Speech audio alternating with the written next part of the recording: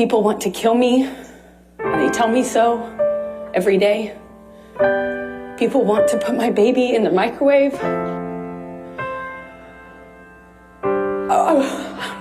I'm not sitting in this courtroom snickering. I'm not sitting in this courtroom laughing, smiling, making snide jokes. I'm not. This is horrible.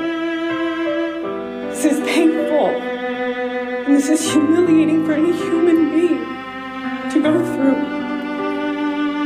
And perhaps it's easy to forget that I'm a human being. And even though Johnny promised that I deserve this and promised he'd do this, I don't deserve this. I am harassed, humiliated, threatened every single day. Even just walking into this courtroom, sitting here in front of the world, having the worst parts of my life, things I've lived through, used to humiliate me. People want to kill me, and they tell me so every day. People want to put my baby in the microwave, and they tell me that. Johnny threatened, promised me that if I ever left him, he'd make me think of him every single day that I lived. Objection, Your Honor, non-responsive. All right, I'll sustain the objection as to that. If you want to ask the question. Amber, how did Mr. Depp's statements and threats to you that you were discussing, how do those continue to manifest themselves today? In the harassment, in the humiliation, the campaign against me that's echoed every single day on social media and now in front of cameras in this room. Every single day I have to relive the trauma. My hands shake. I wake up screaming. I have to live with the trauma and the damage done to me. My friends have to live with a set of unspoken rules about how to not scare me. Objection, hearsay. Yes, sir. Unspoken rules. Overruled. Go ahead. About how to not touch me, not to surprise me. My intimate partners have rules about how they can deal with me, how they can touch me. I live my life with these sets of rules that I have to follow, my friends have to follow for me not to have a panic attack or a triggering event where I relive the trauma.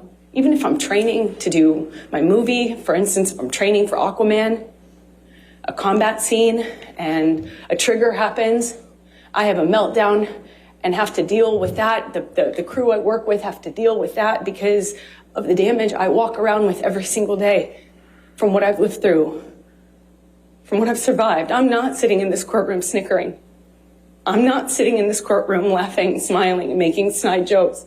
I'm not. This is horrible. This is painful.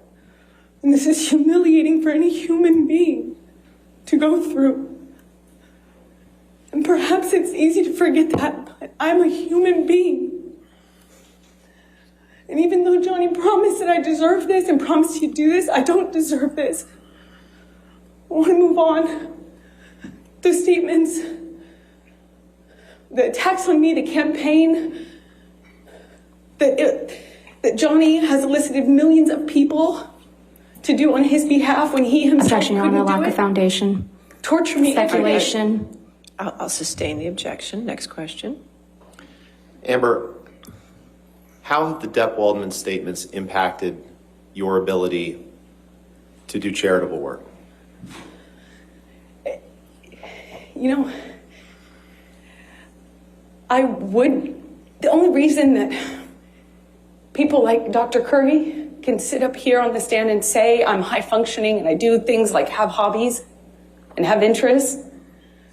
Objection, non-responsive. Your Honor, Mr. Depp gave long-winded responses yesterday. Overruled. Go ahead.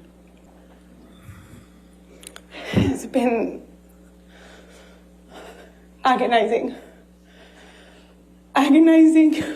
painful, and the most humiliating thing I've ever had to go through. I hope no one ever has to go through something like this. I just want Johnny to leave me alone. I just want him to leave me alone.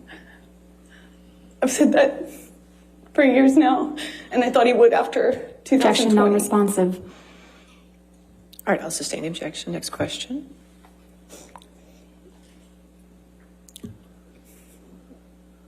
What do you hope to reclaim after this is over?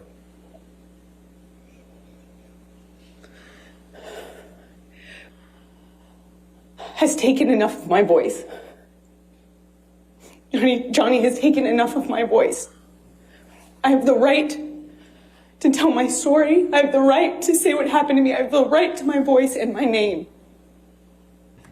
I have a right as an American to talk about what happened to me, to own my story and my truth.